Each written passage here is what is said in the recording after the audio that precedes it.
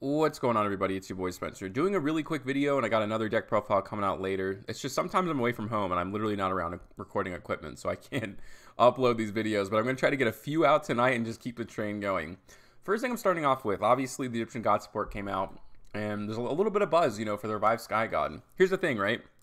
It's actually pretty good. Like, the new support is a step in the right direction. Obelisk is a little sussy, not gonna lie, but Ra has good support, and this card is just also good. Also, it's quick play spell. Thunder Force attack, very good card. Helps you draw cards you can't be responded to. It's a Raigeki that can't be responded to, which is always just a really good thing. So this has been when this got announced, I think everybody's first thought came to this, which some of you may have no idea what that is. So that's why I made this video. It's gonna be really quick. I'm just gonna explain to you the Curious engine. What is Curious? It's this card, this link monster that lets you send any card from your deck to the graveyard. It's like Beatrice, but a link monster, which is really nice, which is really cool. And this is how it works, okay? You would not think Sacred Beast would be the engine for, well, I don't know, kind of, or at least parallel engines, right? So you can normal summon Dark Summoning Beast. This lets you add a Uriah, Lord of Searing Flames, Haman, or Raviel, or a card that lists it. So basically anything. This is an Omni Searcher for the entire archetype, which really is what the Egyptian gods need more than anything else as it gets more cards. And I think it will eventually. I think each of them will actually have their own archetype at some point. And I think this is just a preview for it. This has gotten a little bit of hype off, which is great. In any case, right? Okay, so this lets you search any monsters. It lets you search the 3 main deck, right? The Haman and all that. Also lets you add a monster that mentions it. And this is Chaos Summoning Beast is one of those. The most important thing about this card is that it is a free level 1 that can bring itself back. So the reason I got the normal summon again is because of Dark Summoning Beast. Lets you an additional normal summon for a 0/0 attack, right? For a Fiend 0/0 attack in defense. Like I said, it's a 1. So you can go into Link Kuriboh. Now you can use the effect of the continuous spell. Lets you discard a card and then bring one back. Like bring one of these main deck monsters back of the 3. So you can bring this back and then you can go into another one. Funny enough, Relinquish Anima requires a level 1 monster. It's a spellcaster. Kind of feels like it's a Cybers, but I think Relinquish is all spellcasters, so that kind of makes sense.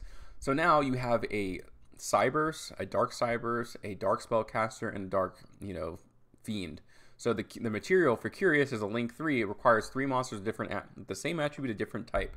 So we were able to do that, meaning that you can go ahead and send Slifer the Sky Dragon from your deck to the graveyard, and that sets up the Revived Sky God.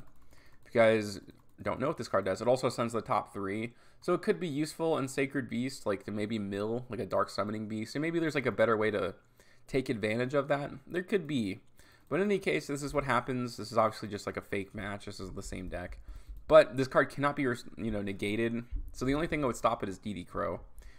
And you get to draw 6 cards, so if you set in your back row, obviously you can do some cool stuff. And I think the idea for any like Slifer Egyptian God deck is that you're going to be running a lot of hand traps, because that's your supplemental, disruption. Like you have Ghost Spell, right? Or like all these cards that don't do it Slifer, because Slifer's a floodgate. It's a pretty good one.